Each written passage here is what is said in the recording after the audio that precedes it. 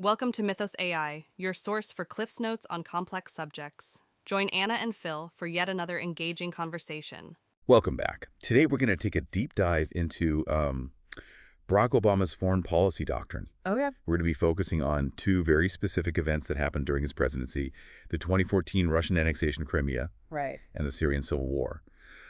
These two international crises offer a really unique perspective on how Obama, who had received the Nobel Peace Prize for his commitment to diplomacy, Yeah. actually dealt with some really tough geopolitical realities. Absolutely. So, Yeah, these crises presented, very different challenges. I mean, the annexation of Crimea was just a very blatant act of territorial aggression right. by Russia, which is a nuclear-armed power.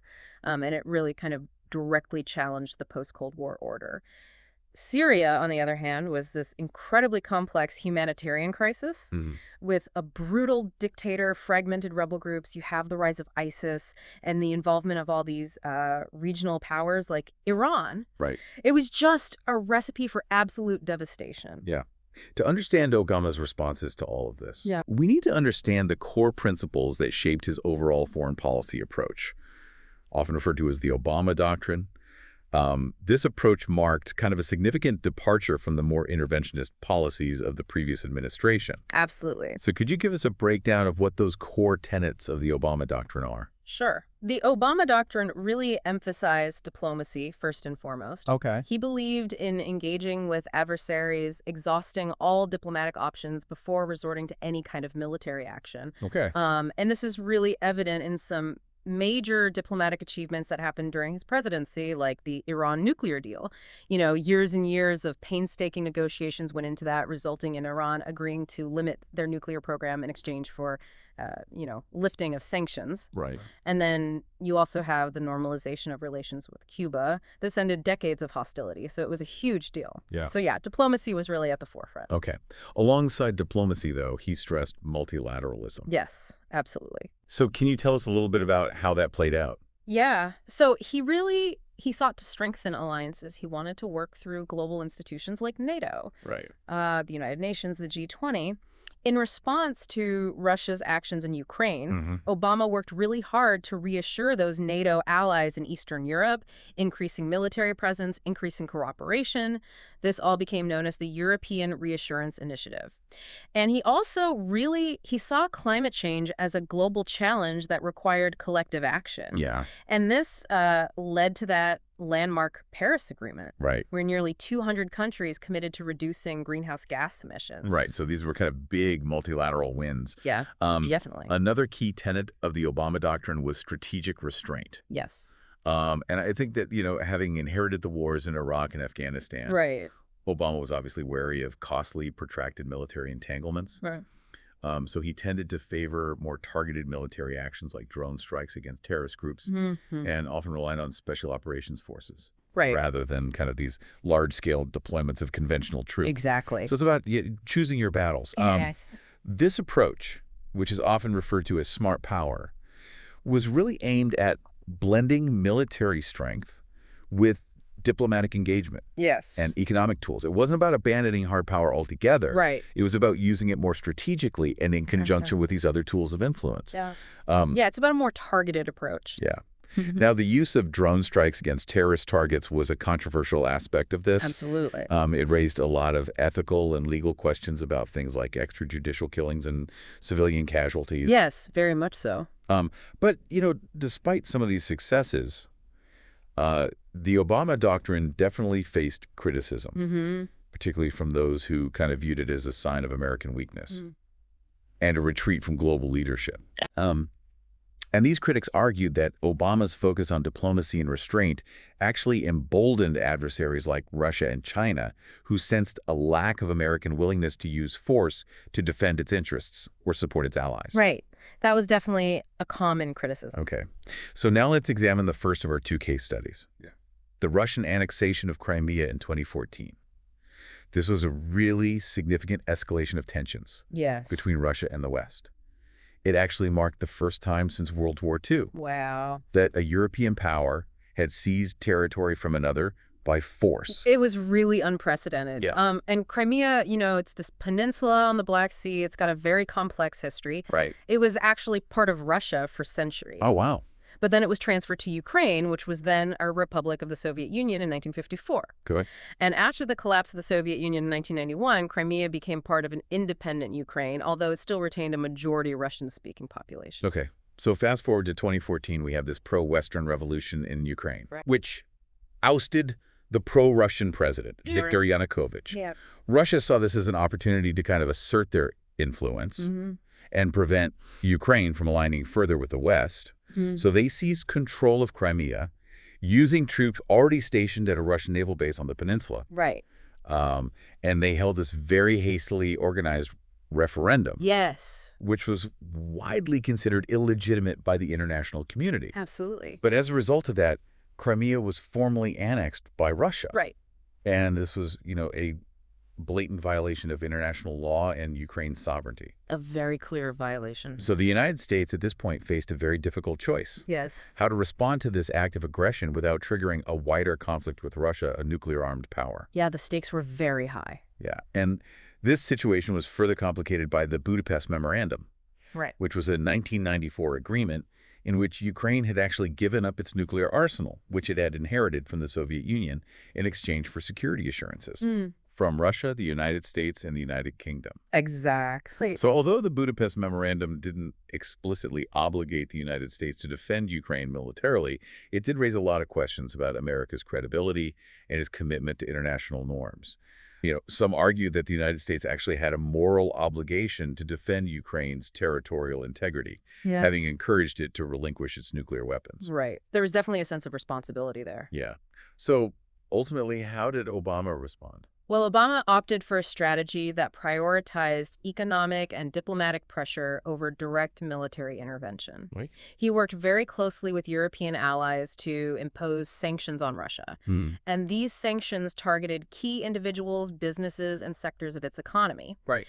These sanctions were designed to inflict economic pain on Russia and hopefully discourage any further aggression. Okay. So in addition to sanctions. In addition to the sanctions, the United States and its allies took steps to isolate Russia diplomatically. So Russia was expelled from the G8, which is that group of major industrialized nations. Right. And their participation in other international forums was severely restricted.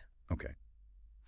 And did the United States provide any sort of military support to Ukraine? Well, the United States did provide Ukraine with non-lethal military assistance, things like training, equipment, and intelligence support. Right. But Obama resisted those calls to provide lethal aid. He argued that doing so would escalate the conflict Yeah. and risk a direct military confrontation with Russia. Yeah. And that was something he really wanted to avoid. Exactly. So how was this response received? Well, Obama's response to the annexation of Crimea was definitely met with very mixed reactions. Okay. Some argued that the sanctions, while significant, were not enough to deter Russia, and that a more forceful response, including providing lethal aid to Ukraine, was necessary to really demonstrate American resolve. Others, though, defended Obama's more cautious approach. They argued that he successfully avoided a wider war with Russia while still imposing costs for its actions and supporting Ukraine's sovereignty. Yeah. They pointed to the damage that was inflicted on the Russian economy by the sanctions. Right. And Russia's diplomatic isolation as evidence of the effectiveness of this strategy. Okay. So kind of a mixed bag in terms of how people received it. Yeah. But what were the kind of lasting effects of the annexation of Crimea? Well, the annexation of Crimea had a really profound impact on the relationship between the United States and Russia. It marked a return to Cold War levels of tension and distrust. Right. And it raised very serious concerns about Russia's future intentions in the region. It really foreshadowed the larger conflict that would erupt in 2022 with the full-scale invasion of Ukraine. Right, right. It also highlighted the limitations of international law and security guarantees in a world where power politics so often trumps legal norms.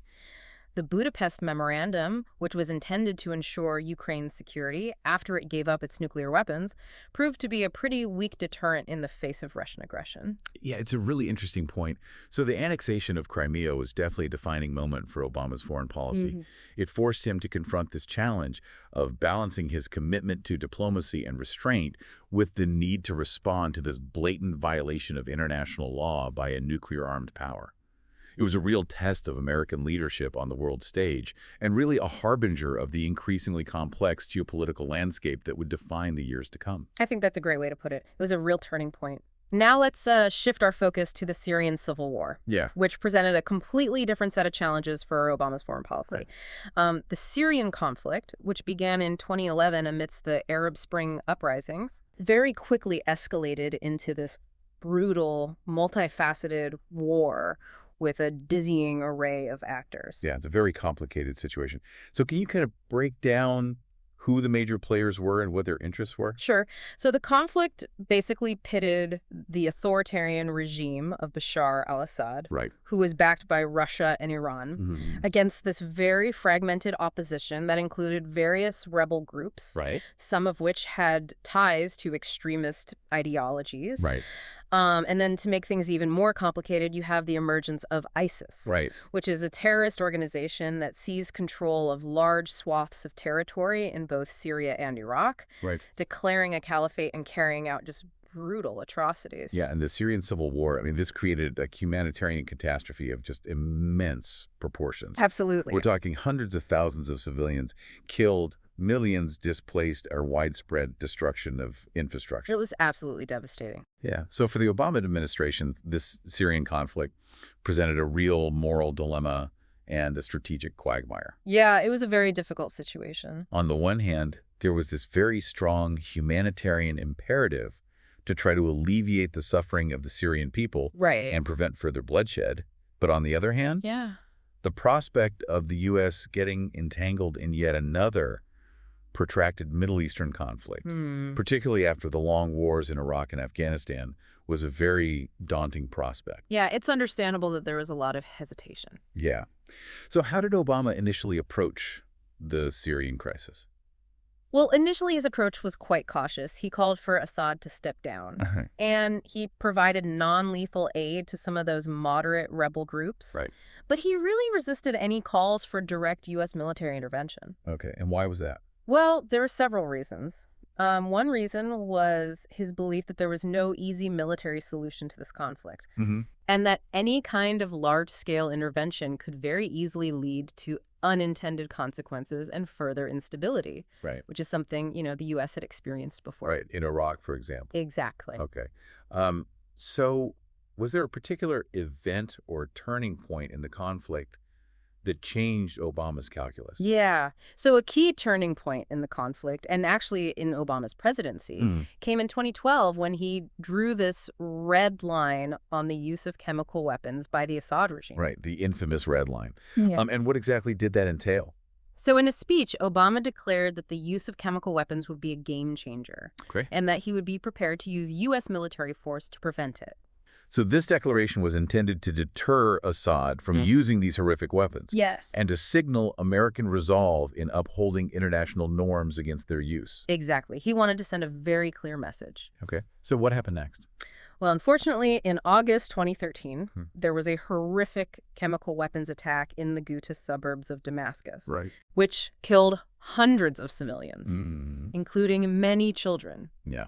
It was a horrific event. Absolutely.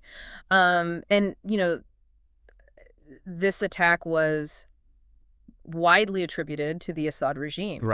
It very clearly crossed that red line that Obama had drawn, and it prompted immediate calls for a decisive military response from the United States. So how did Obama respond? So the Obama administration did actually prepare for military strikes against Syrian government targets. Okay. But ultimately, they opted for a diplomatic solution that was brokered by Russia. Okay. Under this agreement, Assad agreed to relinquish his chemical weapons stockpile and to join the Chemical Weapons Convention, which is an international treaty that bans the production, stockpiling, and use of chemical weapons. Right. So he chose diplomacy over military action in this case. Yes, he did. And this decision not to strike Syria was highly controversial. It was, yes. Some people argued that Obama's willingness to back down from his red line declaration really damaged American credibility on the world stage. Right. And that it emboldened Assad and other U.S. adversaries. That was a common argument, yes. Others, though, defended the decision. Mm-hmm. They argued that it averted a risky military intervention. Right. And that it actually achieved the desired outcome of removing Syria's chemical weapons stockpile. Right. They argued that it was a successful diplomatic solution. Okay. But despite this agreement, the Syrian conflict continued to escalate. It did, yes. The conflict continued to escalate with no end in sight. And then, of course, you have the rise of ISIS in 2014. Right. Which added another layer of complexity to the war. It did. The rise of ISIS really forced the Obama administration to reevaluate its entire strategy in Syria. Okay. And while he remained reluctant to intervene directly in the civil war, Right. Obama did authorize a limited military campaign against ISIS, Okay. which became known as Operation Inherent Resolve. Right. So what did Operation Inherent Resolve involve? So it involved a combination of airstrikes, training and equipping of local partner forces on the ground in Syria, Okay. and humanitarian assistance. Okay. And the United States actually formed a coalition with a number of other countries Right. to conduct these operations with the stated goal of degrading and ultimately destroying ISIS. Okay. And was this fight against ISIS successful? Well, the fight against ISIS in Syria was incredibly complex Yeah. and fraught with challenges. For example, the United States found itself in the position of supporting Kurdish forces, Right. who were also at the same time fighting against Turkey, Right. which is a NATO ally. So a very complicated situation with all these competing interests. Exactly. And meanwhile, Russia continued to back the Assad regime, Right. conducting airstrikes, sometimes targeting those U.S.-backed rebels. Wow. So kind of a proxy war in a way. In a lot of ways, yes. Okay. So despite all of this, were there any significant successes in the fight against ISIS? There were, yes. Despite significant progress in the fight against ISIS, including the territorial defeat of the caliphate in 2019, Right. the Syrian civil war itself continued to rage on. Yeah. And Assad, with the support of Russia and Iran, remained in power, Right. clinging to control over much of the country.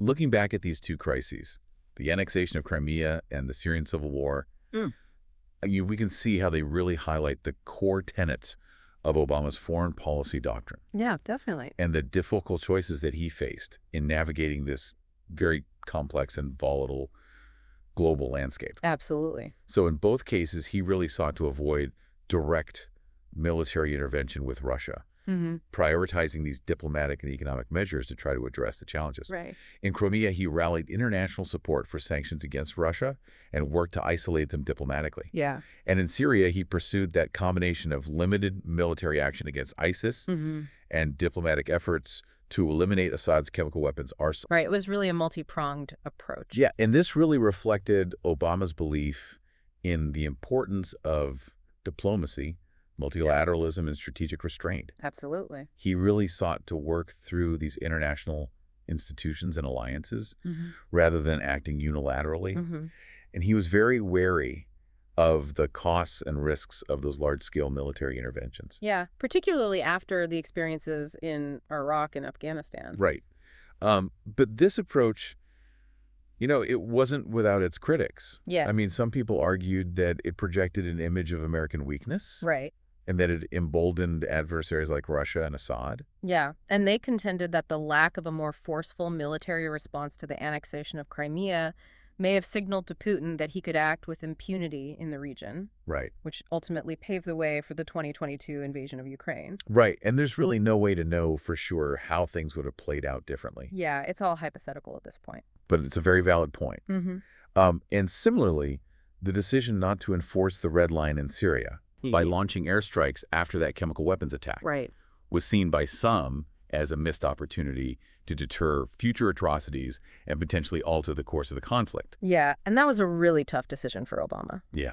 So this whole debate over whether a more assertive U.S. response in either of these cases would have led to better outcomes is a very complex one. It is, yeah. And it continues to this day. Right. Critics of Obama's approach really argue that his restraint created this vacuum that allowed Russia and Assad to just kind of advance their interests at the expense of U.S. influence and global stability. Hmm.